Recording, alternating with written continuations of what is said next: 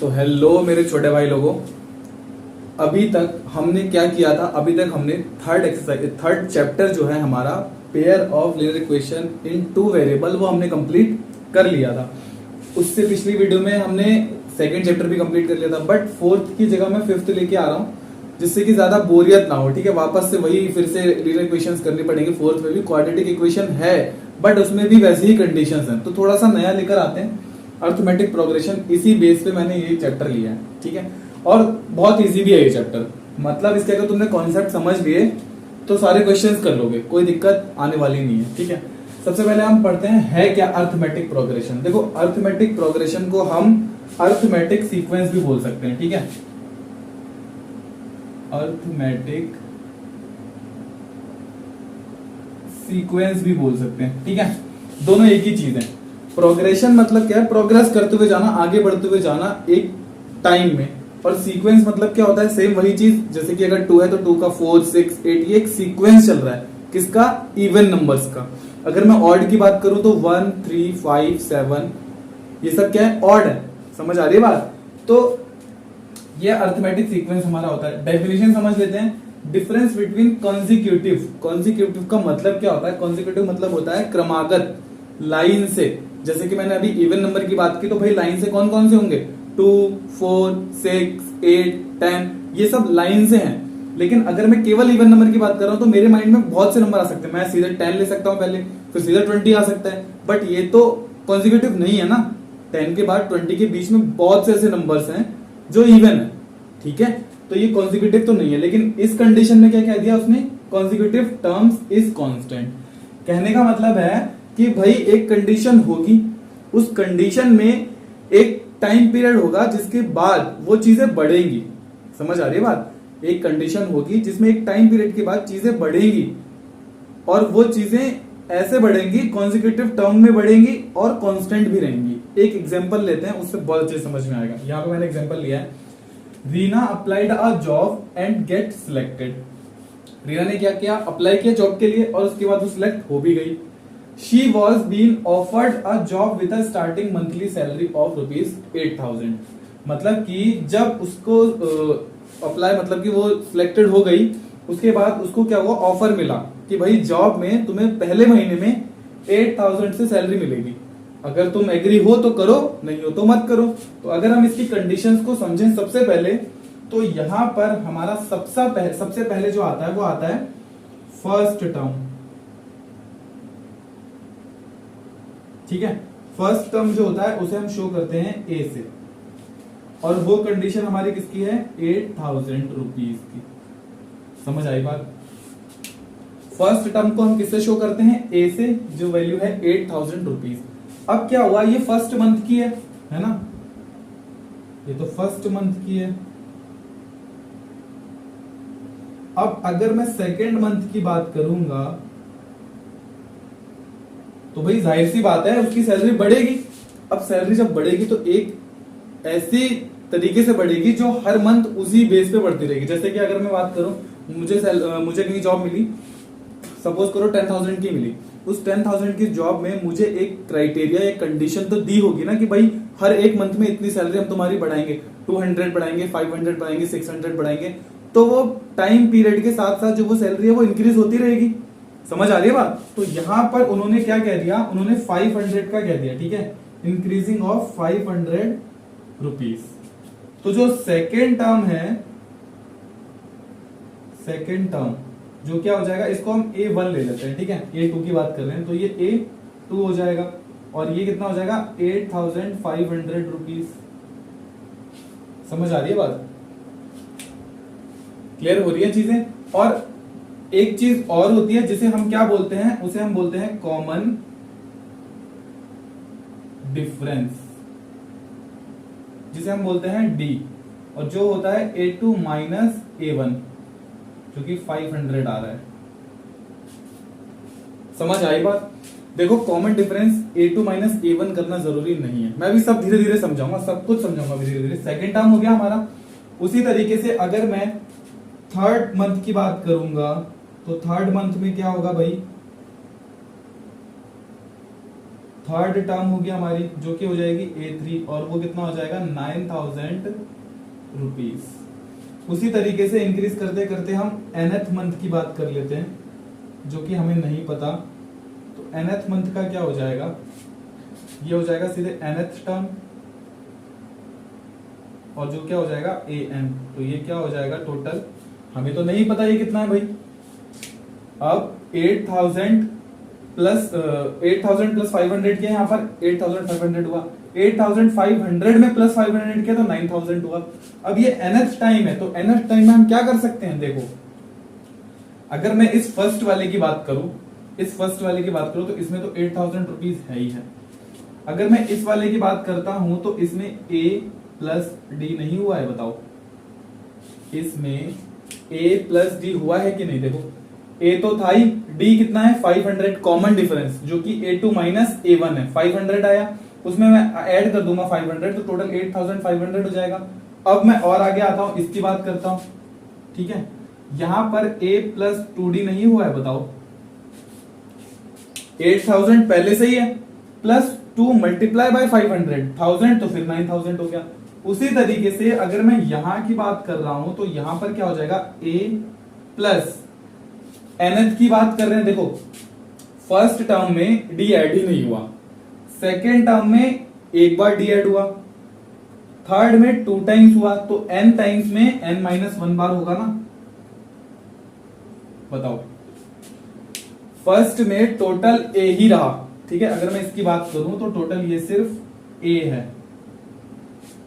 और सेकेंड में a plus d हुआ क्योंकि भाई कॉमन डिफरेंस तो a2 माइनस a1 है। देखो जरूरी नहीं है a2 माइनस a1 ही करना है, हम इसको ये भी कर सकते हैं। देखो अगर मैं d निकालूं तो मैं क्या कर सकता हूं a3 माइनस a2 करूंगा तब भी वही आएगा 500 रुपीज, ठीक है। लेकिन हमें लेना कॉन्जिक्यूटिव है। अगर मैं a10 के पास जाता हूं तो a10 माइनस a9 करेंगे, ये नहीं कि a10 माइनस a करते रहो, वो रॉन्ग हो जाएगा। समझ आ रही है बात। हम अगर उसकी बात करेंगे तो a10 माइनस a9 करेंगे। क्लियर हो रही है चीजें। तो वहां से हमारा कॉमन डिफरेंस निकल कर आ जाएगा। अब जो मैंने nth मंथ के लिए nth टर्म निकाला वो an क्या आया, an इक्वल्स टू, इसके अगर हम सीरीज बना लें तो फर्स्ट है हमारा a, फिर है a प्लस डी, फिर है a प्लस 2d, फिर है a प्लस 3d और उसी तरीके से dot dot a plus n minus 1d। और अगर मैं nth टर्म की बात करूंगा, nth टर्म मुझे निकालना होगा तो nth टर्म क्या आएगा, an is equals to a plus n minus 1d। तो ये फॉर्मूला हमारा रटना नहीं है, हमें ये फॉर्मूला बनकर आता है, ठीक है। रटने से कोई फायदा नहीं है, चीजों को समझोगे तो बहुत अच्छे से आएंगी। समझ आ रही बात। तो ये हमने रटना नहीं है, केवल समझना है इस चीज को।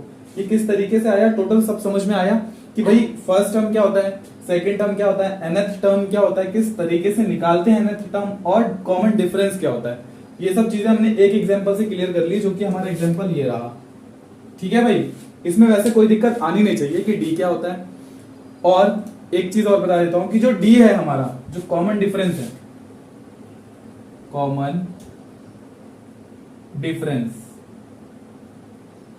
इट मे बी, ये क्या हो सकता है, ये पॉजिटिव भी हो सकता है, ठीक है, ये पॉजिटिव भी हो सकता है, निगेटिव भी हो सकता है और जीरो भी हो सकता है, ठीक है भाई। ऐसा कुछ नहीं है कि कॉमन डिफरेंस जो हमारा डी हमेशा पॉजिटिव ही आए, नहीं होगा ऐसा, ठीक है। निगेटिव भी हो सकता है और जीरो भी हो सकता है। शायद ऐसा हो कि जो नेक्स्ट उसका कॉन्जिक्यूटिव टर्म हो वो भी वही आए, फिर नेक्स्ट वही आए, नेक्स्ट वही आए, तो उसमें क्या है, कॉमन डिफरेंस तो आ ही नहीं रहा है, जीरो ऐड कर रहे हैं तभी तो सेम नंबर आ रहा है भाई, तो उसमें कॉमन डिफरेंस हमारा जीरो हो जाएगा। समझ आ रही है बात। कॉमन डिफरेंस पॉजिटिव भी हो सकता है, निगेटिव भी हो सकता है और जीरो भी हो सकता है। इस टोटल में कहीं पर भी कोई प्रॉब्लम आए तो मुझे कमेंट करके पूछ सकते हो। उसके बाद मैं एक एग्जांपल लेता हूं जिससे तुम्हें अच्छे से क्वेश्चन को, मतलब कि जिस तरीके से ये डी है, ए है, एन है, nth टर्म है, ये किस तरीके से हम निकालते हैं ये हम अभी सब समझते हैं, ठीक है। मैं इसको रफ करता हूं फिर आगे करता हूं इस एग्जांपल से। मैंने जो ये 3 एग्जांपल्स ले लिए हैं, इन 3 एग्जांपल से हम समझेंगे कि भाई एपीज को हम सॉल्व कैसे करते हैं, ठीक है। सबसे पहले जो हमें कंडीशन पता है वो क्या कंडीशन होती है, for nth term, for nth term क्या आता है फॉर्मूला हमारा, a n is equals to a plus n minus 1 d। a हमारा यहाँ पर क्या होता है, a होता है हमारा फर्स्ट टर्म, ए एन क्या होता है, ए एन होता है हमारा लास्ट टर्म कह सकते हो, ठीक है।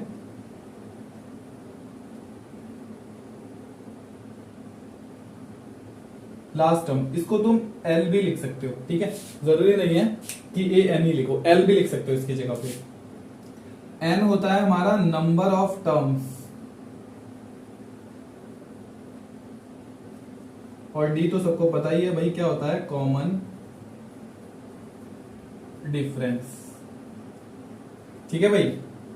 डी हमारा क्या होता है, कॉमन डिफरेंस होता है। अब आते हैं इन क्वेश्चंस पे, हमें चेक करना है बारी बारी से कि भाई कौन सा है इसमें और कौन सा एपी नहीं है। सबसे पहले हम क्या करेंगे, सबसे पहले हम किसको निकालेंगे, ए को। तो ए हमारा कितना आ जाएगा, फर्स्ट टर्म 3 है, 3 हमने लिख लिया भाई। अब ए एन लास्ट टर्म तो हमको पता ही नहीं है, तो हमें वही निकालना है भाई, सबसे पहले तो वो पता ही नहीं है। आगे आते हैं एन पे, नंबर ऑफ टर्म्स वो भी नहीं पता, और डी हमको पता है, डी हमारा कितना है अभी चेक करेंगे अभी हम, ठीक है, डी भी अभी निकाल लेंगे। रुको इस तरीके से करते हैं, इसको फॉर्मूला लगा के करते हैं सीधे सीधे, ठीक है। अब इसमें अगर हम फॉर्मूला लगाएंगे तो हमें पहली बात तो नंबर ऑफ टर्म्स नहीं पता, और फॉर्मूला होता है a plus n minus 1d। A n की वैल्यू नहीं पता तो हम यहाँ पर a रख लेंगे और d रख लेंगे, ठीक है, और nth टर्म निकल जाएगा। ऐसे ही होगा, कोई दिक्कत थोड़ी है ना इसमें, हमें बस कंफर्म करके बताना है कि भाई ये एपी है या नहीं है। तो सबसे पहले हम यहाँ पर फर्स्ट टर्म को देखते हैं। फर्स्ट टर्म है हमारा ए, तो ए हमारा कितना है, ए है हमारा 3, और अगर मैं डी की बात करूं तो डी क्या हो जाएगा, a2 माइनस ए1, और a2 माइनस ए1 हमारा कितना आएगा, मतलब कि 3 प्लस √2 माइनस 3, ये तो कैंसिल हो गए, यहाँ कितना बचा √2, ये भी एक वैल्यू आई है। हम और चेक करेंगे जितने नंबर्स हैं ना, एक बार और चेक कर लेते हैं, a3 माइनस a2, इसको जब करेंगे तो a3 है 3 प्लस 2√2 माइनस 3 माइनस √2, ठीक है भाई, यही होगा। ये 3 से तो 3 कैंसिल हो गया, इसमें से √2 कॉमन लेंगे तो बचेगा 2 माइनस 1 फिर √2 आ गया। एक बार और चेक कर लें, a4 माइनस a3, मैं फिर बता रहा हूं कॉन्जिक्यूटिव चलेगा, ये समझ आ रही है बात, तो जहां तक टर्म्स है वहां तक चेक कर ले रहे हैं। तो ये है 3 प्लस 3 √2 माइनस 3 माइनस 2 √2, तो ये कैंसिल हो गया, फिर यहां से √2 कॉमन लेंगे तो 3 माइनस 2 फिर √2 बचा। देखो कॉमन डिफरेंस सेम आ रहा है, कॉमन डिफरेंस सेम आ रहा है, इसका मतलब क्या है, ये एपी है, ठीक है, यस ये है। सेकंड की बात करते हैं, इसको मैं रफ करता हूं, फिर सेकंड की बात करते हैं। सेकंड क्या है, समझ आ रही है बातें, कुछ टफ तो नहीं है ना। सेकंड इसमें क्या देखते हैं, देखो ए हमारा क्या है 1, फिर हम डी निकालेंगे a2 माइनस a1, मतलब कि 3 माइनस 1, 3 माइनस 1 आ गया 2, अभी एक निकला है। फिर क्या करते हैं, a3 माइनस a2 करते हैं, 9 माइनस 3 आ गया हमारा 6, ये दोनों तो इक्वल है ही नहीं ना भाई, यही हमें पता चल गया कि भाई ये दोनों इक्वल ही नहीं है, तो ये तो एपी हो ही नहीं सकती, क्योंकि कॉमन डिफरेंस सेम आना चाहिए। कॉन्जिक्यूटिव टर्म्स इज कांस्टेंट, तो कांस्टेंट कहां आ रही है, यहाँ 2 आ रहा है कॉमन डिफरेंस, यहाँ 6 आ रहा है, तो ये तो इक्वल है ही नहीं ना, तो नो। शुरू में ही पता चल जा रहा है भाई हमें करते हुए, देखो आगे कुछ करने की जरूरत ही नहीं पड़ रही है। थर्ड पे आए, थर्ड वाले को देखते हैं। 1 का स्क्वायर, सबसे पहले a हमारा कितना हो जाएगा 1, d कितना होगा a2 माइनस a1, मतलब कि 5 का स्क्वायर माइनस 1 का स्क्वायर कितना हो गया 25 माइनस 1, मतलब कि 24। फिर आगे आते हैं a3 माइनस a2 पर, तो a3 है 7 का स्क्वायर, मतलब कि 7 का स्क्वायर माइनस 5 का स्क्वायर, तो 49 माइनस 25 फिर 24 बचा। और आगे आएंगे तो a4 माइनस a3, मतलब कि 73 माइनस 7 का स्क्वायर, तो 73 माइनस 49 कितना बचेगा, 13 में से 9 गया 4, 6 में से 4 गया 2। देखो कॉमन डिफरेंस सेम आ रहा है, ये तो हमारा मान है ही है, कॉमन डिफरेंस सेम आना चाहिए। कॉमन डिफरेंस सेम आ रहा है, इसका मतलब क्या है, इसका मतलब क्या है, इसका मतलब ये है कि भाई ये भी एपी है। समझ आ गई बात। तो इस तरीके से एग्जांपल्स लेके हम क्वेश्चंस को करेंगे। 5.1 में बस इतना ही है, ठीक है। 5.2 में अगर इससे रिलेटेड क्वेश्चन होंगे तो हम कर लेंगे, वरना फिर सम ऑफ एन टर्म्स आ जाता है ना, उसमें एस एन निकालना पड़ता है। तो इतनी चीज कहीं पर भी कोई दिक्कत देती है तो मुझे कमेंट करके जरूर बताना, और वीडियो को लाइक शेयर सब्सक्राइब करना बिल्कुल मत भूलना, जिससे कि आने वाली वीडियो को तुम अच्छे से देख सको। मिलते हैं अगली वीडियो में 5.1 के क्वेश्चंस के साथ।